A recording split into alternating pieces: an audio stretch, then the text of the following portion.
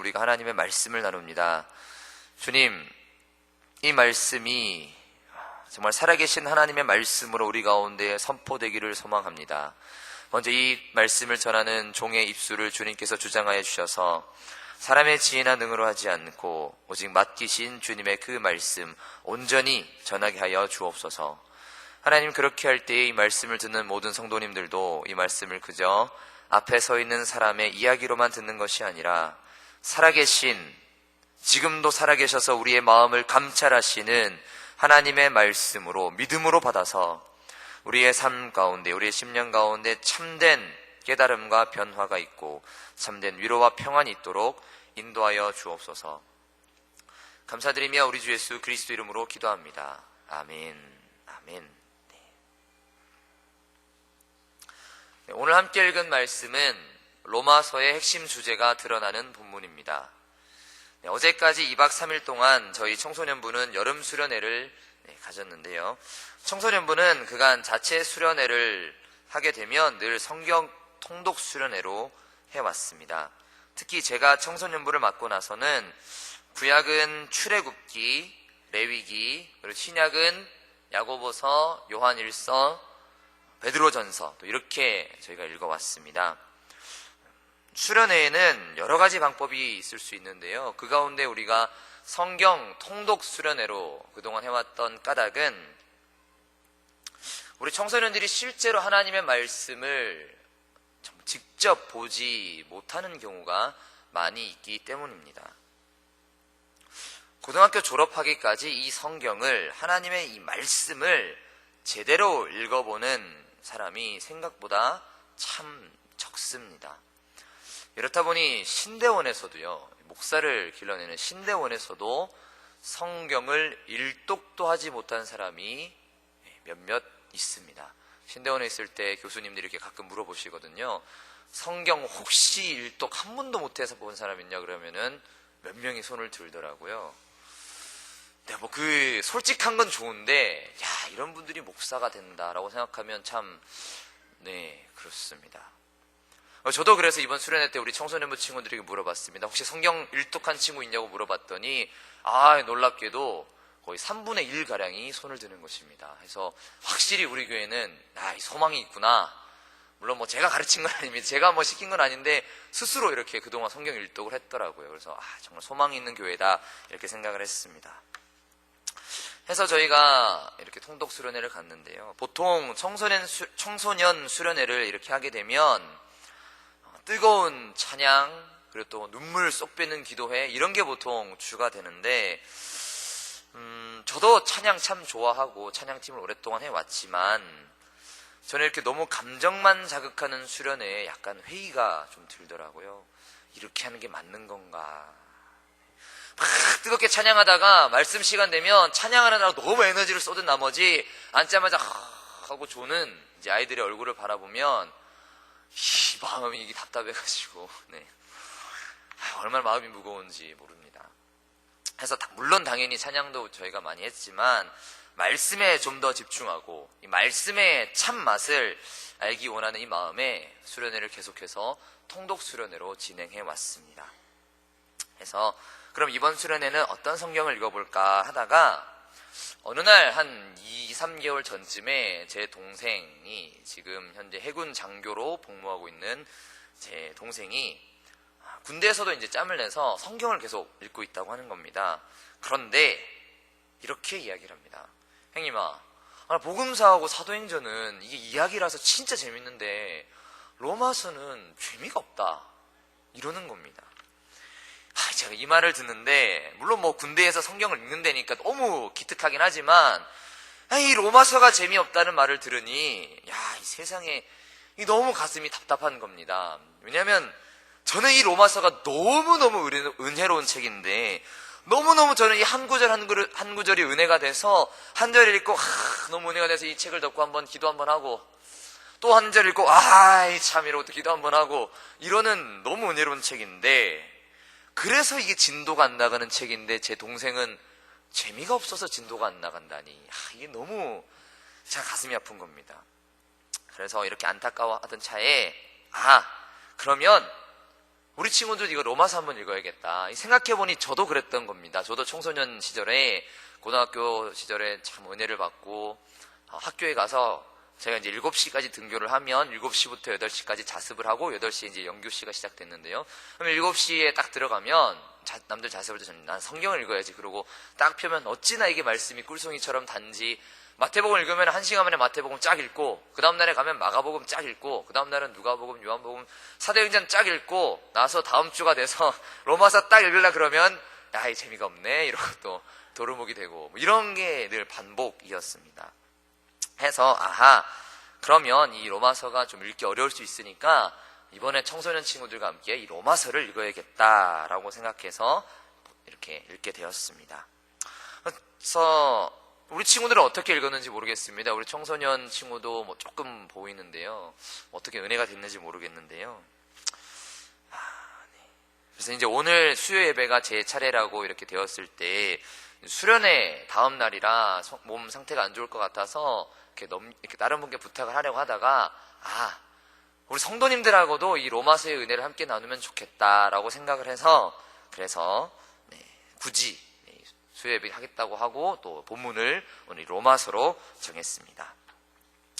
그래서 오늘 이 16절, 17절 본문과 함께 로마서 전체를 훑어보면서 로마서를 통해 드러난 하나님의 놀라운 은혜와 사랑, 그 놀랍고도 위대한 구원의 복음을 함께 나누어 보려고 합니다. 자, 먼저 로마서가 어떤 책인지는 우리 성도님들 잘 아실 거라고 생각합니다. 워낙 기독교 역사에서 중요한 책이기도 하고요. 또 수많은 신학자들 그리고 목회자들이 이 책을 사랑해 오기도 했습니다. 그리고 저희 교회에서도 얼마 전에 담임 목사님께서 로마서 강해를 하셨습니다. 해서 성도님들도 아마 로마서에 대해서는 잘 아시고 로마서 설교도 많이 들어보셨을 것이라고 생각합니다. 그렇지만 오늘 이 시간에 다시 한 번 더 들으시는 것도 결코 나쁜 것은 아닙니다. 아까 우리가 찬양한 것처럼 나 항상 듣던 말씀 또 들려주시오. 아멘. 듣고 또 들어도 좋은 것이 이 하나님의 말씀이니까 말입니다. 아멘. 자, 먼저 본문으로 들어가기 전에 먼저 로마서라는 책에 대해서 잠깐 얘기해 보겠습니다. 로마서는 서신서입니다. 서신서라는 건 편지라는 뜻이지요. 편지라고 할 때 중요한 게 있습니다. 편지는 보내는 사람과 받는 사람, 그리고 나서 내용이 중요합니다. 어느 날 집에 우편물 가운데 이런 편지가 있습니다. 당신을 사랑합니다. 어머나 세상에, 이게 누굴까? 놀랐는데 이 누가 보냈는지를 모르면 굉장히 당황스럽습니다. 이게 사랑하는 남편 아내인지, 아니면은 내가 바래왔던 그 친구인지, 아니면 스토커인지, 뭐 알 수가 없는 노릇 아니겠습니까? 누가 보냈는지 중요하고 받는 사람도 중요합니다. 내가 너무 좋아하는 그 친구가 나한테 러브레터를 보냈는데 알고 보니 너한테 보내려던 게 아니었는데 미안 이러고 뺏어서 다른 사람 준다면 얼마나 당황스러운 일이겠습니까? 그런 것처럼 편지는 보내는 사람이 누군지 받는 사람이 누군지를 정확히 알 때에 그 내용이 좀 더 살아서 의미가 있게 됩니다. 그러면 로마서에 보내는 사람은 누구일까요? 로마서에 보내는 사람은 잘 아시는 것처럼 사도 바울입니다. 사도 바울. 이 로마서는 사도 바울이 주후 55년, 57년 정도 되었을 때에 고린도에 있는 가이오의 집에서 썼던 편지입니다. 그러면 이 편지를 받는 사람은 누구일까요? 이것도 뭐 굉장히 뻔하지요. 로마서니까 로마 교회에 있는 성도들에게 보낸 편지입니다. 자, 그러면 이 로마 교회는 어떤 교회였을까요?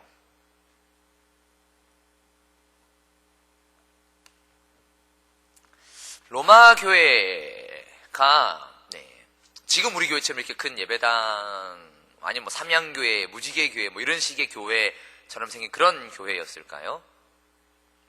그렇지 않았을 것으로 보입니다. 그런 교회는 그때 당시에는 없었고요. 당시 로마 교회는 우리 교회의 셀과 같은 가정교회였습니다. 가정에서 뭐 3, 4, 5 모여서 예배를 드렸던 그런 교회였는데, 그런 가정교회가 각처에 이렇게 있었던 그런 가정교회 모임으로 존재했던 교회입니다. 자, 그러면 이 로마 교회는 그런 가정교회, 셀이 한 몇 개 정도가 모인 교회였을까요? 저희 청소년 친구들한테도 이렇게 물어봤는데 친구들이 한 100개, 90개, 50개 막 이렇게 대답을 하는데요. 학자들에 따르면 3개에서 5개라고 합니다. 네, 굉장히 작지요. 우리 교회의 대가족 셀보다 작을 수도 있고요. 굉장히 작은 수인데 로마서 16장을 토대로 연구를 해본 결과 한 3개에서 5개 정도가 되지 않을까 이렇게 보고 있습니다. 네. 중요한 것은 그곳에 몇 명이 모였느냐 이것이 아니라 중요한 것은 사실 로마 교회의 구성원입니다. 구성원이 퍼센티지가 되게 중요한데 이게 무슨 말이냐면은 주후 49년에 로마 황제인 클라우디우스 황제가 유대인 추방령을 내립니다. 왜 그러냐면 당시의 역사서를 보면 그리스도인들로 그리스도인을 잘못 알고 그런 것 같아요. 크레스투스들이 분란을 일으킨다 이런 이야기가 있습니다. 아마도 그리스도인들 때문에 사회에 약간의 동요나 좀 혼란이 있었던 것 같습니다. 해서 이 클라우디우스 황제가 모든 유대인은 로마에서 떠나라라고 추방령을 내립니다. 그때 추방당한 사람 중에 우리가 잘 아는 브리스길라와 아굴라 부부가 있었습니다. 사도행전 18장에 보시면 글라우디오의 추방령 때문에 브리스길라와 아굴라가 쫓겨나서 그리스 지역으로 쫓겨나서 사도 바울과 만나게 되는 장면이 나옵니다. 그래서 그렇게 쫓겨났었는데요. 자, 그랬다가 5년이 지난 후에 이 클라우디우스 황제가 죽고 새로운 황제가 등극하는데요. 그가 바로 너무너무 유명한 네로 황제입니다.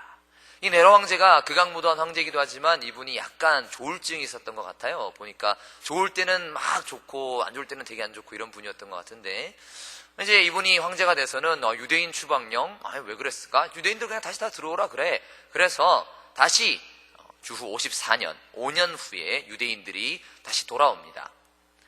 자, 이때 유대인들이 다시 들어와 보니까 이 5년 사이에 교회가 변해 있는 겁니다. 5년 길다면 길고 짧다면 짧은 이 시간 사이에 교회가 완전히 이방인화되어서 복음이 희미해져 있었습니다. 이런 상황 가운데 이 유대인 원래 지도자들이었겠죠. 처음에 복음을 전하고 교회를 세웠던 이 유대인들이 이거 교회가 이러면 안 되겠다 싶어서 바울에게 연락을 한 것 같습니다. 자, 이런 상황 가운데 바울은 꿈이 있었습니다. 이 바울에게는 가슴속에 간직한 꿈이 있었는데요. 그것은 바로 선교였습니다. 그것도 땅끝까지 주의 복음을 전하는 것이 바울의 마음속에 불타고 있었던 꿈이었습니다. 그래서 이 바울은 당시의 땅끝이 어디겠습니까? 지금으로 치면 이제 포르투갈, 이렇게 이베리아 반도 끝이겠지요. 그곳까지 이제 나아갈 꿈을 꾸고 있는데 그러려면 이 세계 지도를 잠깐 보시면 지금 고린도 지역, 그리스 지역에 있는 바울이 스페인 지역으로 가려면 가운데에 반드시 로마를 지나가야 됩니다. 그래서 이 바울에게는 이 로마 교회 성도들의 지원이 굉장히 필요한 상황이었습니다. 그런데 이 로마 교회 상황이 지금 교인들이 유대인과 이방인으로 두 쪽이 나서 교회가 어렵다고 하니 이 지금 큰일 난 겁니다. 게다가 바울이 로마를 가는 것보다 먼저 이단적인 이런 교사들이 들어간다는 소식이 들립니다. 그래서 이 바울이 급히 편지를 쓰는데요. 그것이 바로 오늘의 이 로마서입니다. 해서 이 로마서의 목적은 크게 3가지로 볼 수 있습니다. 저희 청소년 친구들은 이번에 수련 동안에 좀 필기를 제가 좀 시켰는데요. 그래서 이 3가지를 쓰게 했는데 이 3가지 목적이 뭐냐? 첫째, 스페인 선교를 위한 선교적인 목적. 두 번째는 이단보다 먼저 올바른 복음을 확립하기 위한 신학적인 목적. 그리고 세 번째는 유대인과 이방인으로 갈라진 성도들의 회복을 위한 목회적인 목적. 이 3가지가 그것입니다. 자, 여기까지는요, 배경이고요. 자, 이제부터 다시 로마서 내용으로 들어가겠습니다. 자, 그러면 로마서는 한마디로 어떤 책인가? 무엇을 말하는 책인가? 로마서의 핵심 주제는 무엇인가? 라고 하면 많은 성도님들께서 이신칭의를 생각하실 것입니다. 네, 믿음으로 구원받는다. 그렇죠. 믿음으로 구원받죠. 그러나 로마서에 이신칭의만 나오는 것은 아닙니다. 로마서를 좀 더 포괄하는 주제가 있는데요. 그것은 두 글자, 우리가 너무나도 잘 아는 두 글자, 바로 복음입니다. 로마서는 시작하면서부터 이렇게 말합니다. 1장 1절을 보시면요, 본문에서 좀 올라와서 1장 1절을 보시면요, 예수 그리스도의 종 바울은 사도로 부르심을 받아 하나님의 무엇을 위하여? 복음을 위하여 택정함을 받았다, 이렇게 말합니다. 복음, 바로 이 복음을 위해서 사도로 부르심을 받고 택정함을 입어서 이 편지를 쓴다는 것입니다. 복음, 우리가 늘 들어서 너무나도 익숙한 말이죠. 하지만 로마서를 통해, 이 말씀을 통해서 바울이 이야기하는 복음이 무엇인가, 이것을 오늘 우리가 함께 살펴보겠습니다. 2절입니다. 이 복음이 뭐냐 하면은 하나님이 선지자들을 통하여 그의 아들에 관하여, 복음은 무엇에 관한 것이 아닙니다. 복음은 무엇이 아니라 복음은 누구입니다. 복음은 인격에 대한 것입니다. 그 인격이 누구냐? 바로 하나님의 아들입니다. 이 하나님의 아들은 어떤 분인가? 3절입니다. 그의 아들에 관하여 말하면 육신으로는 다윗의 혈통에서 나셨고, 다윗의 혈통, 다윗의 자손. 네. 지금 담임 목사님께서 마태복음 강해를 하고 계신데요, 강해 가운데 아주 자주 등장하는 말입니다. 다윗의 자손. 이것은 예수께서 실제로도 다윗의 혈통 가운데 나셨지만 그분이 다윗과 같은 참된 왕으로서 이 땅을 다스리실 왕적인 메시아로 오셨다라는 말입니다. 그런데 이렇게만 이해하면, 이렇게 육신적으로, 물질적으로, 정치적으로만 이해하게 되면 유대인들이 그랬던 것처럼 주님을 그저 정치적 메시아로만 생각할 수 있습니다. 그래서 4절, 성결의 영으로는 죽은 자들 가운데서 부활하사 능력으로 하나님의 아들로 선포되셨으니, 아멘. 사망 권세를 이기고 부활하셔서 사람일 뿐 아니라 전능하신 하나님의 아들로 자신을 선포하셨습니다. 그분이 누구시냐? 바로 곧 우리 주 예수 그리스도시니라. 아멘. 복음은 바로 이분에 관한 것입니다. 예수가 하나님의 아들이다, 바로 그분이 우리를 구원하실 하나님의 참 메시아, 그분의 아들이다 라는, 이것이 바로 저와 여러분, 우리 모두, 더 나아가서는 세상 모든 만물에게 기쁘고 복된 소식인 것입니다. 아멘. 그리고 오늘 본문은 이렇게 말합니다. 16절입니다. 내가 복음을 부끄러워하지 아니하노니 이 복음은 모든 믿는 자에게 구원을 주시는 하나님의 능력이 됨이라. 아멘. 바울은 이 복음을 하나님의 능력으로 선포합니다. 어떤 능력이냐? 모든 믿는 자에게 구원을 주시는 하나님의 능력입니다. 아멘. 하나님의 능력은 유대인이나 이방인이나 상관없이 모든 믿는 자들을 구원하시는 것이 하나님의 능력입니다. 아멘.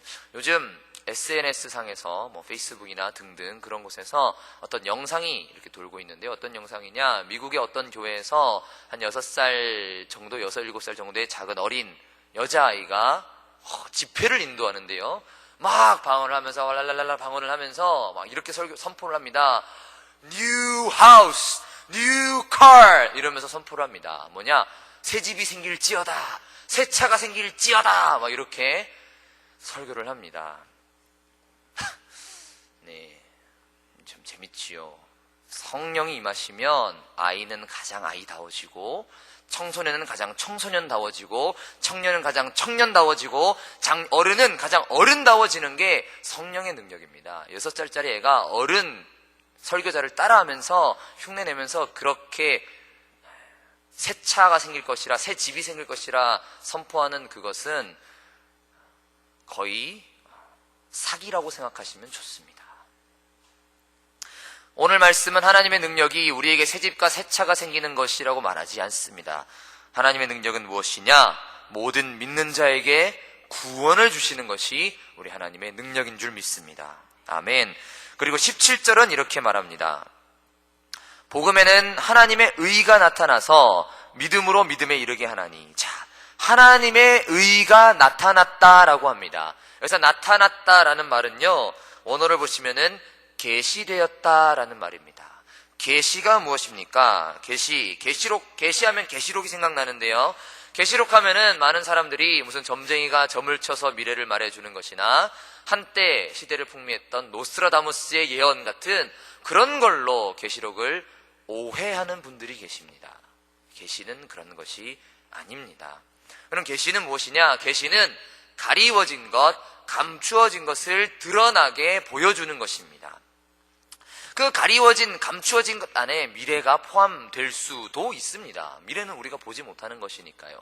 그러나 그게 핵심적인 것이 아니라 감춰져 있던, 가리워진 것, 우리가 육신적인 눈으로는 볼 수가 없는 그것을 하나님께서 우리의 영적 눈을 여셔서 믿음으로 보이지 않는 것을 보게 하시는 것, 그것이 바로 계시입니다. 그래서 그 감추어져 있는 것, 가리워져 있는 것이, 그 감추어져 있던, 가리워져 있던 하나님의 의라는 것이 복음을 통해 만천하에 드러났다라고 말하는데요. 그러면 하나님의 의가 도대체 무엇일까요?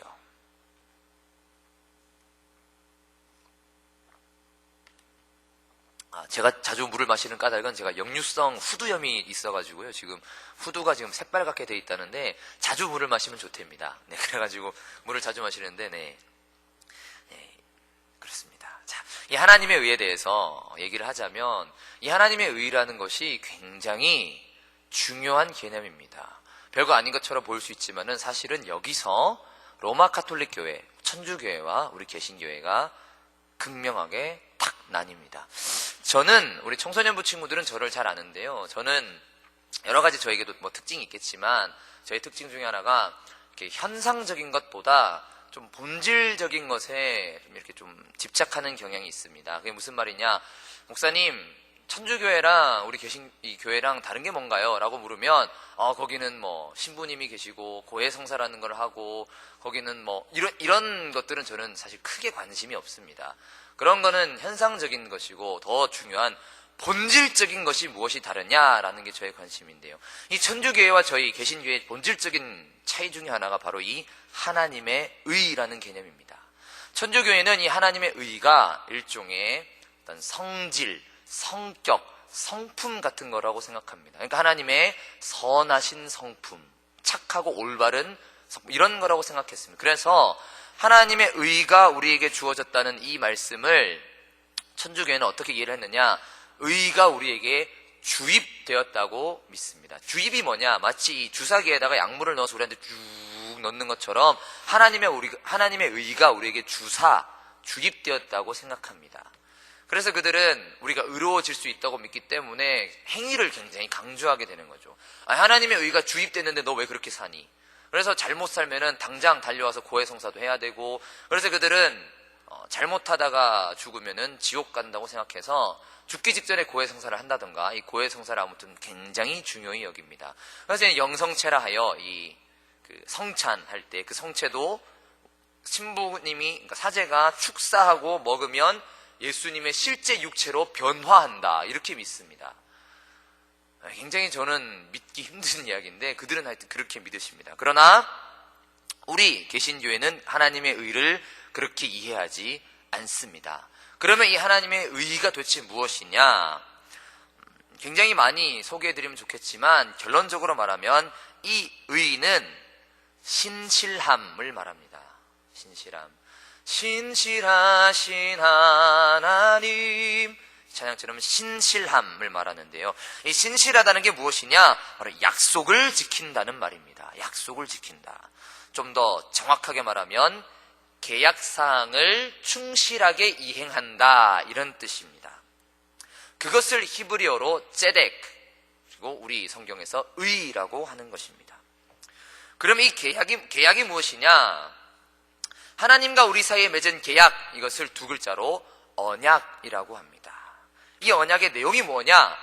바로 하나님은 우리의 하나님이 되시고 우리는 하나님의 백성이 되는 것입니다. 구약 성경을 보면은 나는 너희의 하나님이 되고 너희는 내 백성이 되리라 하시는 말씀이 끊임없이 나옵니다. 그래서 하나님은 우리의 하나님이 되셔서 우리의 삶을 보호하고 인도하시고 우리는 하나님께 순종하는 그의 백성이 되는 것입니다. 그런데 그 중에 한쪽이 이 계약을 일방적으로 파기합니다. 누가 그렇게 했습니까? 바로 우리가, 사람이 그렇게 했지요. 그러면 이 언약을 파기한, 계약을 파기한 책임이 누구에게 있겠습니까? 당연히 우리에게 있겠지요. 하나님은 더 이상 이 계약을 지키지 않으셔도 됩니다. 저쪽에서 일방적으로 계약을 깼는데 뭐하러 지키십니까? 인간이나 지구라는 별나라 그냥 불로 확 그냥 태워버리시고 다른 별나라 하나 선택하셔서 거기다가 인간 비슷한 거 만들어가지고 거기서 하나님이 또 백성 삼으셔도 우리는 할 말이 없습니다. 그래서 어떤 사람들처럼 왜 하나님은 인간을 창조해서 지옥 보내나, 자기가 한 짓은 생각도 하지 않고 그렇게 말을 하는 것이죠. 하나님이 우리를 버리셔도 우리는 할 말이 없습니다. 그러나 하나님께서 이 계약을 끝까지 지키십니다. 끝까지 지키실 뿐 아니라 그 계약 파기의 책임까지도 자신이 지십니다. 그 책임이 무엇이냐? 바로 죽음입니다. 우리가 휴대폰 약정해 놓고 약정기간 깨면은 위약금 물면 그만인데, 이 하나님과 맺은 언약 파기의 위약금이 무엇이냐? 바로 죽음입니다. 이 위약금은 오직 생명으로만 지불됩니다.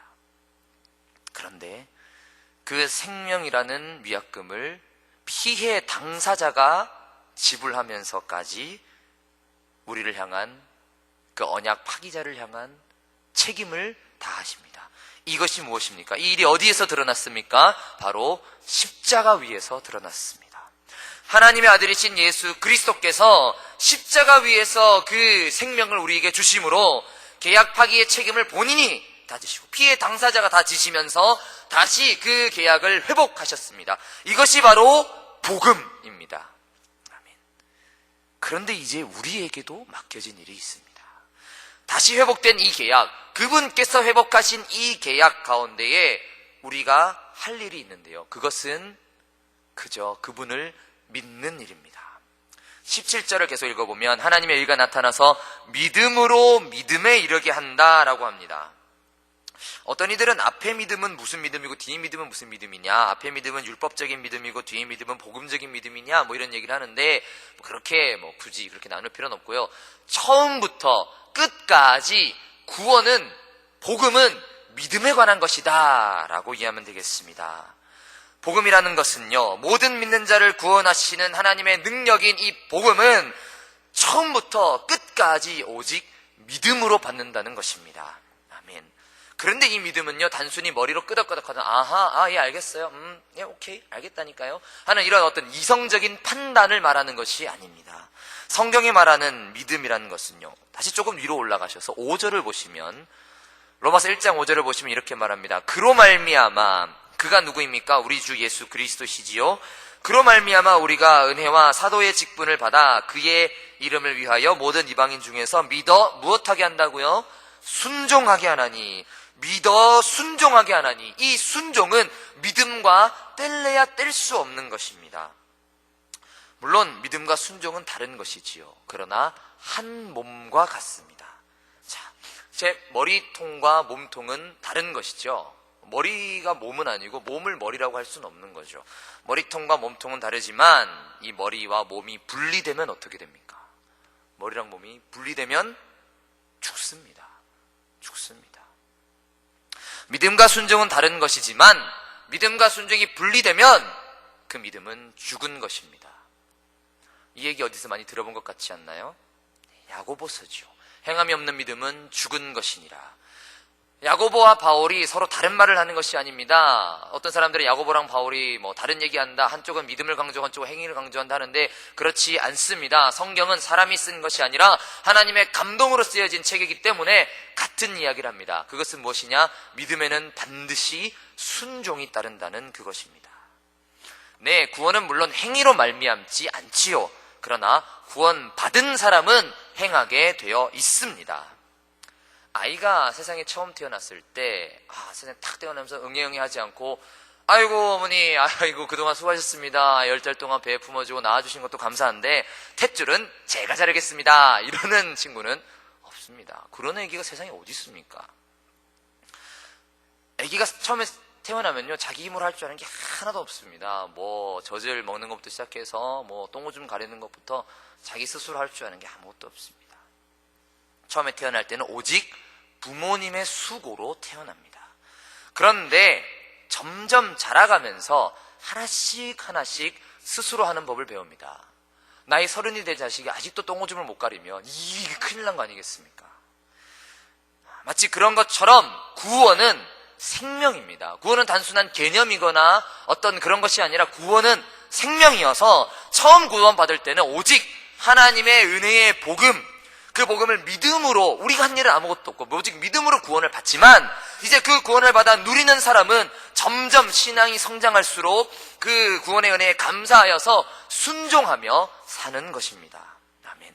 로마서는 그래서 이 믿음과 순종을 모두 다 이야기하는 책입니다. 앞에서 말씀드렸지만 이신칭의로만 끝나는 책이 아닙니다. 사실 이 이신칭의는 1장부터 4장까지만 있습니다. 5장부터는 다른 얘기를 합니다. 오호, 그럼 5장부터는 무슨 얘기를 할까요? 5장부터 8장까지는 이제 믿음으로 구원받은 사람의 삶에 대해서 이야기를 합니다. 그들이 현재 누리는 복과 또 미래에 우리가 가질 소망에 대해서 이야기합니다. 그리고 9장부터 11장까지는 이스라엘의 불순종에도 불구하고 끝까지 신실하신 하나님의 의를 이야기합니다. 자, 그리고 이제 여기까지가 이제 하나님의 의, 하나님의 신실하심에 대한 이야기라면 12장부터 순종에 대한 이야기를 합니다. 그래서 저희 청소년부 수련회는 이번에 이제 말씀 시간, 집회 시간을 세 번으로 나눠서요. 첫 번째는 1장부터 4장까지를 믿음으로 받는 구원이라는 제목으로, 두 번째는 5장부터 8장을 믿음으로 새로워진 삶이라는 제목으로, 그리고 12장부터 16장까지를 믿음으로 사는 삶이라는 제목으로 함께 나눴습니다. 오늘 성도님들도 로마서를 이렇게 조망해 보시면 좋을 것 같습니다. 1장부터 4장은 이신칭의, 믿음으로 받는 구원, 그 다음에는 믿음으로 구원받은 사람이 누리는 복, 그리고 소망, 그 다음에 12장부터는 이제 믿음으로 살아가는 삶, 이렇게 보시면 좋겠습니다. 자, 해서 이제 본문의 구절들을 통해 간단하게 좀 각 파트들을 좀 훑어보도록 하겠습니다. 자, 먼저 믿음으로 받는 구원입니다. 오늘 본문 다음 절인 1장 18절부터는 복음의 필요성에 대해서 이야기합니다. 복음, 그래, 복음에 하나님의 의가 나타났는데 이 복음이 왜 필요한가? 왜 복음이 필요하냐면 우리가 죄인이기 때문에 그렇습니다. 1장 18절에 보시면 하나님의 진노가 불의로 진리를 막는 사람들의 모든 경건하지 않음이란 하나님으로 섬기지 않는 것을 말합니다. 그리고 불의에 대하여, 불이란 하나님의 뜻대로 살지 않는 것을 말합니다. 곧 10계명을 간단하게 말하면 이렇게 되죠. 10계명 1계명부터 4계명까지가 하나님에 대한 경건이며 5계명부터 10계명까지가 세상 가운데 살아가야 되는 하나님의 뜻인데 이 두 가지를 다 어기고 살아가고 있다는 말이죠. 그렇기 때문에 하나님의 진노가 우리 위에 있습니다. 하나님을 알만한 것이 그들 속에 보이며 또한 창세로부터 보이지 않는 것들과 보이는 창조세계, 이 피조세계에 하나님을 알만한 것이 가득한데 하나님을 거부했던 것이죠. 그것이 바로 성경이 말하는 죄입니다. 그런데 이 죄라는 말을 하면 이 이방인들, 특히 하나님을 모르는 사람들, 이 불신자들은 이제 오해를 합니다. 죄, 내가 무슨 죄를 지었냐? 나 착하게 살아온 사람인데 자꾸 교회를 가면 죄인이라 그래서 기분이 나쁘다라고 말을 하는데요. 성경이 말하는 죄는 세상이 말하는 죄와 다릅니다. 그것이 무엇이냐? 이제 저희 청소년부 친구들에게는 영어로 조금 설명을 해줬는데, 영어 단어에 보시면은 죄라는 말이 여러 가지가 있겠지만 크게 두 개가 있습니다. 하나는 sin이라는 단어고요. 하나는 crime이라는 단어입니다. 이 crime이라는 말은 우리말로 하면 이제 범죄 행위입니다. 법이 있는데 법을 어기면 crime이라고 부르지요. 그런데 이 sin은 조금 다릅니다. 이것은 종교적인 죄인데요. 이것은 무엇이냐? 어떤 죄냐? 지금 이제 올림픽 시즌이지 않습니까? 올림픽 저희 양궁 대표팀이 전 종목을 석권하는 쾌거를 이뤘는데요. 네, 양궁할 때 보면 우리 궁사들 막 쏘면 쏠수록 텐텐텐 막 날아가지 않습니까? 그런데 어떤 선수를 보니까 다른 나라 선수 한 사람은 전광판에다가 이 화살을 쐈더라고요. 이런 일들이 종종 발생하기도 합니다. 그런데요, 성경이 말하는 죄가 바로 그런 것입니다. 관역을 쏴야 되는데 관역이 아닌 다른 곳으로 날아가는 그것을 하마르티아, 죄라고 말하는 것입니다. 성경이 말하는 죄는 뭐냐? 하나님이라는 방향으로 나아가야 되는 되는데 하나님이라는 방향으로 나아가지 않는 모든 것이 성경이 말하는 죄입니다. 하나님을 향하지 않는 사랑, 하나님을 향하지 않는 평화, 하나님을 향하지 않는 부, 하나님을 향하지 않는 공부, 하나님을 향하지 않는 모든 것이 다 죄인 것입니다. 서울대를 가고 하버드를 가고 청와대 정무수석이 되면 뭐합니까? 하나님을 향하지 않으면 범죄하게 되는 것입니다. 국내 굴지의 기업의 회장이 되면 뭐합니까? 하나님을 향하지 않으면 그 돈 가지고 성매매를 하고 있지요. 하나님을 향하지 않는 모든 것은 죄입니다. 그래서 이 죄의 결과로 나타나는 것이 무엇이냐? 24절과 25절 하나님께서 우리를 내버려 두셔서 무엇이 됐냐? 우상을 숭배하게 됩니다. 썩어질 피조물을 하나님의 자리에 갖다 놓고 우상 숭배하는 이 종교적 타락에 빠집니다. 26절, 28절에서는 또한 무엇이냐? 동성애로 나타나는 성적 타락에 빠지게 됩니다. 또한 28절에서 32절에서는 불의, 추악, 탐욕, 악의 등등 수많은 도덕적 타락이 나타나게 됩니다. 이렇게 종교적으로, 성적으로, 도덕적으로 타락합니다. 이 얘기를 하면서 우리 친구들과 함께 동성애에 대해서 잠깐 나누었는데요. 혹시나 이 가운데는 안 계시면 좋긴 하겠지만 혹시나 동성애자가 계신다면 심정적으로는 죄송하지만 동성애는 죄입니다. 동성애가 죄가 아니라고 하는 주장을 우리는 결코 받아들일 수 없습니다. 왜냐? 분명히 오늘 말씀 가운데 동성애가 죄라고 말하고 있기 때문입니다. 게다가 그냥 작은 죄도 아니고 우상 숭배에 필적하는 죄임을 우리가 보게 됩니다. 자, 그런데요. 2장에 가시면 하나님 없이 살아가는 이방인뿐만 아니라 율법이 있는 유대인들도 마찬가지로 죄인이라고 합니다. 2장 1절. 그러므로 남을 판단하는 사람아, 누구를 막론하고 네가 핑계하지 못할 것은 남을 판단하는 것으로 네가 너를 정죄함이니 판단하는 네가 같은 일을 행함이니라. 판단하는 네가, 그들을 정죄하는 네가, 이방인들을 정죄하는, 우상 숭배한다고, 동성애한다고, 수만 도덕적으로 타락되었다고 욕하는 네가 똑같은 일을 하고 있다라고 오늘 성경을 말합니다. 우리 오늘날 한국교회는 어떻습니까? 우리가 동성애를 죄라고 말하는 것만큼이나 우리 안에 있는 이성애의 죄들에 대해서는 어떻게 이야기합니까? 우리 안에 있는 음란의 죄에 대해서는 어떻게 이야기하고 있습니까? 우리가 주님 앞에서 남을 손가락질할 때가 아니라 우리 자신이 먼저 주님 앞에 통회하고 회개해야 될 줄 믿습니다. 그렇기 때문에 하나님을 모르는 이방인이나 율법을 아는 유대인이나 그 어떤 사람도 이 죄의 문제에서 벗어날 수 있는 인간은 없습니다. 그래서 3장 20절로 가시면요, 이렇게 이야기합니다. 3장 20절. 그러므로 율법의 행위로 그의 앞에 의롭다 하심을 얻을 육체가 없나니 율법으로는 죄를 깨달음이니라. 율법으로는 오직 죄를 깨달을 수밖에 없습니다. 그러나 21절. 그러나 이제는 율법 외에 하나님의 한 의가 나타났습니다. 한 의가 나타났으니 율법과 선지자들에게 증거를 받은 것이라. 곧 예수 그리스도를 믿음으로 말미암아 모든 믿는 자에게 미친 하나님의 의니 차별이 없느니라. 함께 읽은 우리 16장 17절 본문이 다시 한 번 더 반복되지요. 그러면서 23절. 모든 사람이 죄를 범하였음에 하나님의 영광에 이르지 못하더니 그리스도 예수 안에 있는 속량으로 말미암아 하나님의 은혜로 값없이 의롭다 하심을 얻은 자 되었느니라. 아멘. 여기 이제 이신칭의의 믿음으로 받는 구원의 핵심이 나옵니다. 그러나서 이제 4장은 우리 믿음의 조상인 아브라함도 믿음으로 구원받았습니다 라는 실제적인 예를 말하죠. 자, 그러면 이제 구원받았습니다. 믿음으로 구원받았습니다. 그럼 so what? 그래서 뭐? 어쩌라고? 구원받았는데 뭐 어떻게 되는데요? 그 이야기가 이제 5장에서부터 나옵니다. 5장. 구원받으면 어떻게 되느냐? 5장 1절. 그러므로 5장 1절입니다. 그러므로 우리가 믿음으로 의롭다 하심을 받았으니, 앞에 이야기를 쫙 이렇게 요약하지요. 의롭다 하심을 받았으니 우리 주 예수 그리스도로 말미암아 하나님과 화평을 누리자. 아멘. 하나님과 누리는 화평, 이것이 우리가 현재 받아서 누리는 복입니다. 아멘. 그리고 또한 2절입니다. 또한 그로 말미암아 우리가 믿음으로 서 있는 이 은혜에 들어감을 얻었으며 하나님의 영광을 바라고 즐거워하느니라. 그리고 또한 우리에게 미래의 소망이 있는데요. 그것이 무엇이냐? 하나님의 영광입니다. 영광스러운 하나님의 나라가 우리에게 예비되어 있으며 우리의 썩을 육체도 영광스러운 육체로 부활할 것을 우리가 소망합니다. 아멘.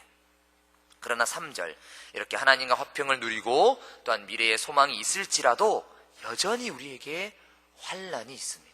3절 보시면 다만 이뿐 아니라 우리가 환난 중에도 즐거워하나니, 우리에게 환난이 있다고 합니다.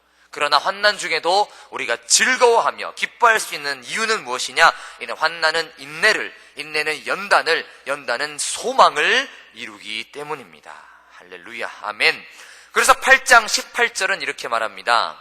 8장으로 넘어가시면요, 6장과 7장에도 너무너무 막 주옥 같은 말씀들이 너무 많지만요, 또 시간 관계상 넘어가서 8장으로 가시면 8장 18절, 생각하건대 현재의 고난은 장차 우리에게 나타날 영광과 비교할 수 없도다. 아멘. 현재 우리가 고난 가운데 있더라도 장차 받을 영광에 비교하면 아무것도 아닌 것입니다. 고난은 우리로 하여금 인내하게 하고요, 우리가 그 인내로 하여금 연단을 받아서 우리가 우리의 신앙이 성장되어서 결국은 이 소망을 바라보며 살게 만듭니다.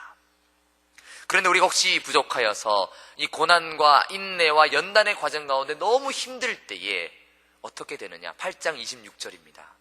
이와 같이 성령도 우리의 연약함을 도우시나니, 우리가 그렇게 연약할 때에 우리 안에 계신 성령께서 우리를 도우시며 말할 수 없는 탄식으로 우리를 위하여 기도하고 계십니다. 아멘. 그렇기 때문에 결국에는 28절, 하나님을 사랑하는 자, 곧 그의 뜻대로 부르심을 입은 자들에게는 모든 것이 합력하여 선을 이루는 것입니다. 아멘. 그렇기에 이 8장은 놀라운 찬송으로 마치게 됩니다.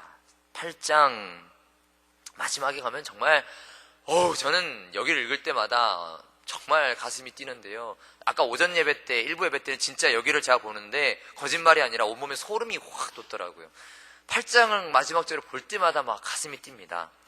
8장 마지막 절 35절부터 읽으면 되게 좋은데요, 34절부터 읽으면 너무 좋은데, 아니 다 좋죠, 다 좋은데 38절부터 함께 읽어보겠습니다. 38절 시작.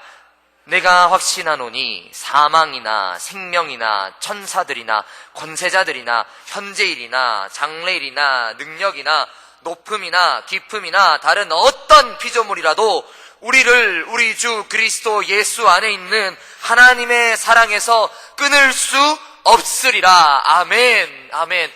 그 어떤 것도 우리를 하나님의 사랑에서 끊을 수 없습니다. 아멘, 아멘. 전교인 수련회 때 어떤 청년과 이야기할 기회가 있었는데요, 밤중에 어떤 청년이 저에게 이렇게 물어봤습니다. 목사님, 혹시 야동을 보다가 죽으면 지옥 가나요? 이렇게 어떤 청년이 물어보는 겁니다. 네, 이 자리에 지금 앉아있는 청년인데요. 그렇게 물어보길래 제가 누구야? 그래, 우리가 구원받은 게 우리가 착해서, 우리가 네가 뭘 잘해서 구원받은 게 아니기 때문에 네가 뭘 그렇다 하여서 지옥 가는 게 아니야. 우리가 믿음으로 구원받아서 하나님의 사랑으로 우리가 구원받았기 때문에 너가 야동을 보다가 죽어도 지옥 가지 않는단다. 이렇게 얘기를 했습니다. 그 무엇도, 심지어 야동이라 할지라도, 그것이 무엇이라 할지라도 우리를 향한 하나님의 사랑에서 우리를 끊을 수 없습니다. 아멘, 아멘. 자, 이제 12장으로 넘어갑니다. 12장. 9장에서 11장 같은 경우는 이제 이스라엘의 불순종에 대한 이야기인데요, 일종의 예를 드는 거죠. 지금까지 이 예를 들어서 실제로 역사 가운데 이스라엘이 불순종했지만 하나님은 끝까지 신실하셨다, 이 이야기를 하는데요, 참 주옥 같은 말씀이 많지만 역시 넘어가서 이제 그 믿음으로 구원받은 사람, 현재 이 복을 누리며 하나님과 화평을 누리며 또한 성령 안에 새로워진 삶, 성령으로 말미암아 새로워진 이 생명을 누리는 사람들은 그럼 이제 우리가 무엇을 어떻게 해야 되느냐? 그 이야기가 12장에 나옵니다. 자, 우리가 어떻게 살아야 될까요? 영원토록 끊을 수 없는 사랑을 받은 우리는 어떻게 살아야 하느냐? 12장 1절, 그러므로 형제들아, 내가 하나님의 모든 자비하심으로 너희를 권하노니 너희 몸을 하나님이 기뻐하시는 산 제물로 드리라. 이는 너희가 드릴 영적 예배니라. 이제 우리의 몸을 그런 음란의 종으로 내어 보낼 것이 아니라 하나님께 우리의 몸을 드리라는 것입니다. 여기에서 몸은 단순히 우리 육체를 뜻할 뿐만 아니라 우리 일상생활 전반에 모든 우리의 활동이나 우리의 관계들까지 다 포함하는 것이지요. 그 모든 것을 우리가 하나님께 드려야 합니다. 그러려면 어떻게 해야 되느냐? 우리가 우리 일상생활 전반을 하나님께 드린다는 게 도대체 무슨 말이고, 그러려면 일단 어떻게 해야 되느냐? 그 기준이 2절에 나옵니다. 그 기준이 무엇이냐? 너희는 이 세대를 본받지 말고 오직 마음을 새롭게 함으로 변화를 받아. 이 말씀은 저희 어머니께서 제가 대학생이 될 때에 저에게 주신 말씀입니다. 대학생이 되면 네가 이 말씀 꼭 붙들고 살렴. 그것이 무엇이냐? 이 세대를 본받지 말고 마음을 새롭게 함으로 변화를 받아야 된다고 합니다. 마음을 새롭게 함으로, 마음을 새롭게 해야 됩니다. 마음을 새롭게 해서 변화가 되면 어떻게 되느냐?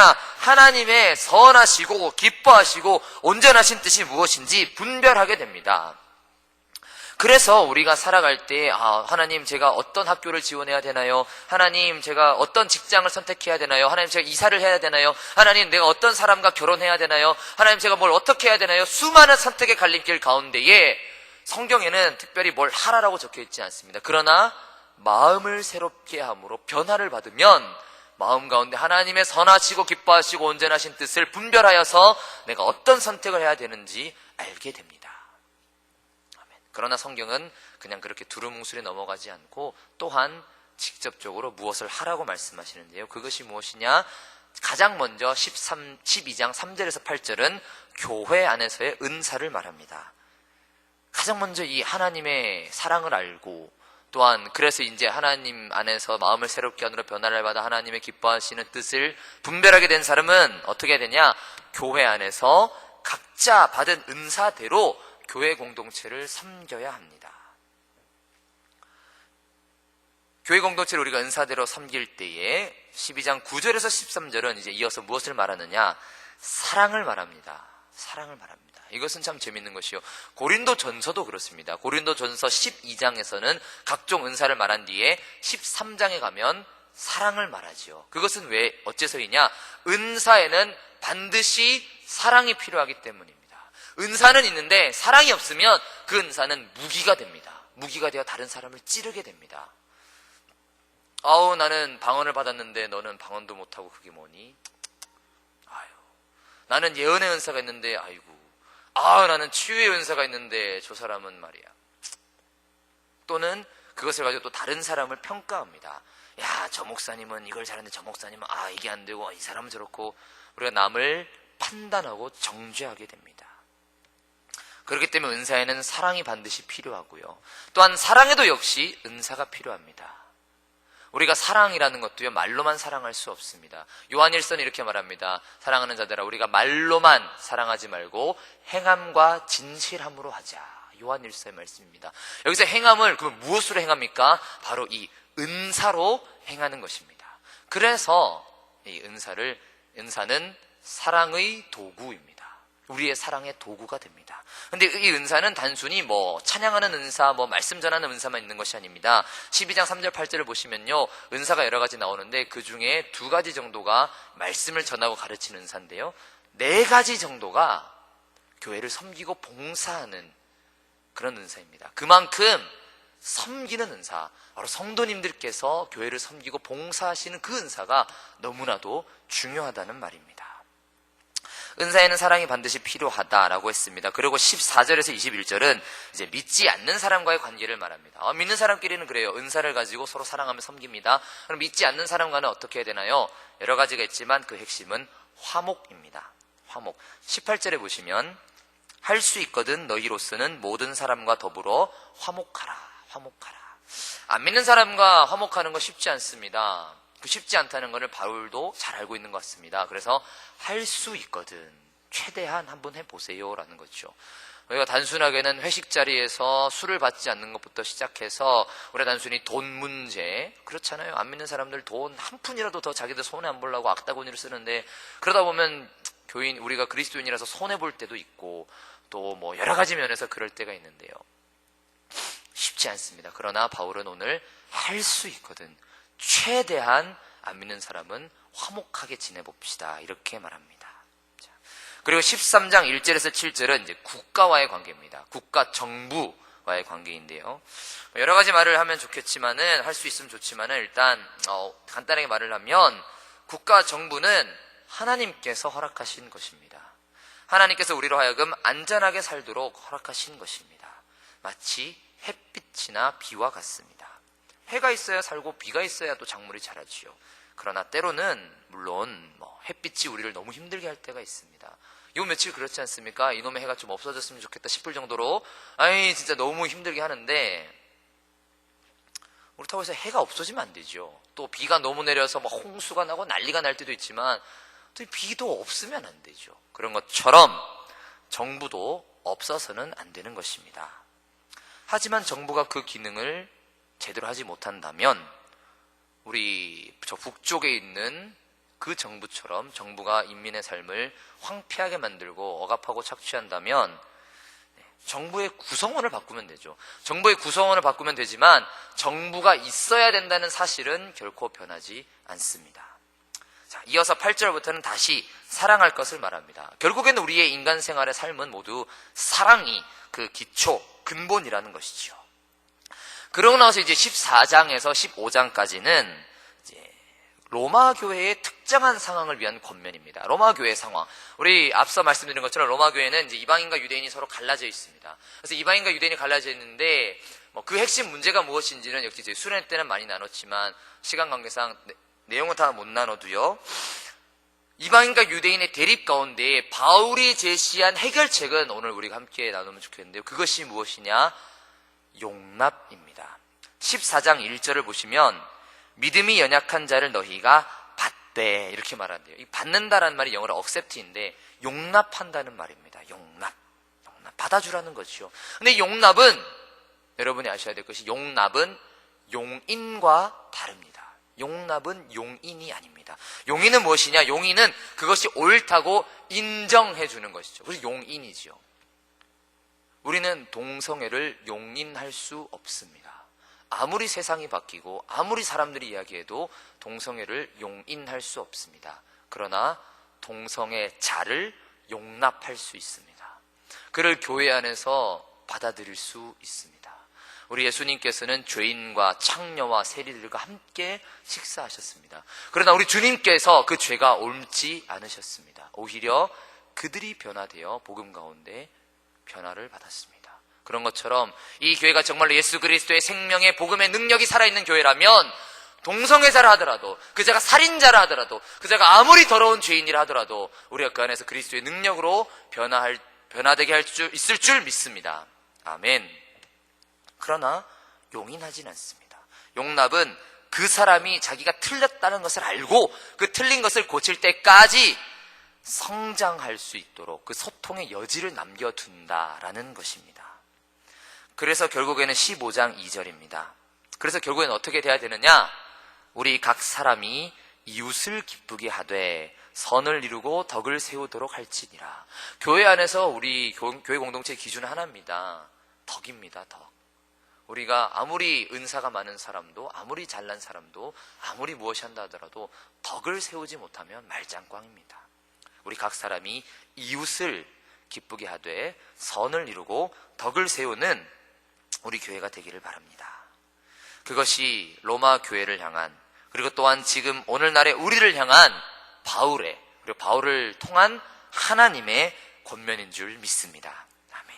말씀을 맺겠습니다. 주 안에서 사랑하는 성도 여러분, 오늘 이 로마서의 말씀이 어떠셨습니까? 너무 익숙한 말씀이라서 재미가 없으셨을지 모르겠습니다. 그러나 이것이 우리 신앙의 핵심입니다. 이 말씀을 듣고 또 들으셔야 합니다. 그래서 우리의 삶이 정말 이 말씀처럼 살아가도록 그렇게 만들어 나가셔야 합니다.